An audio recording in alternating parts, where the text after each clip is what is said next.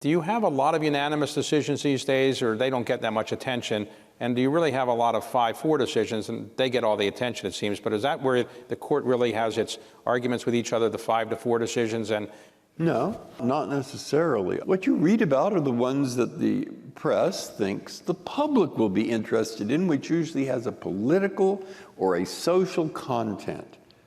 And they'll say, that's the most important. I don't know. One of the most important decisions I wrote this last year was called Google versus Oracle.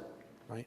And it took a year for me to write that. It was about copyright and something called programs, interface programs. And I was told that that was very, very important. Well, for me, it was like learning Latvian. I mean, I don't know how I did that. But you see, I'm not saying I see what they're saying. I see what they're saying. And it's true that a lot of the sort of exciting cases are more close.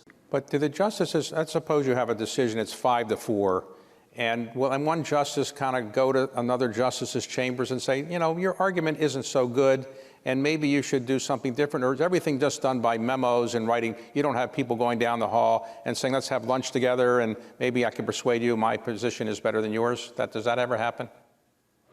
Most of it is memo, but quite a lot can be visits to chambers. But if I'm going into your chambers, I'm not going to say, no, your argument isn't so good.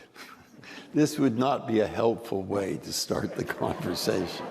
And if you go into somebody else's chambers, you better be prepared to listen to them, as well as hoping that they will listen to you.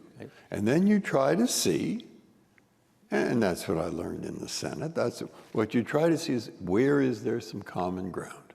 And is there common ground enough that you can work with it?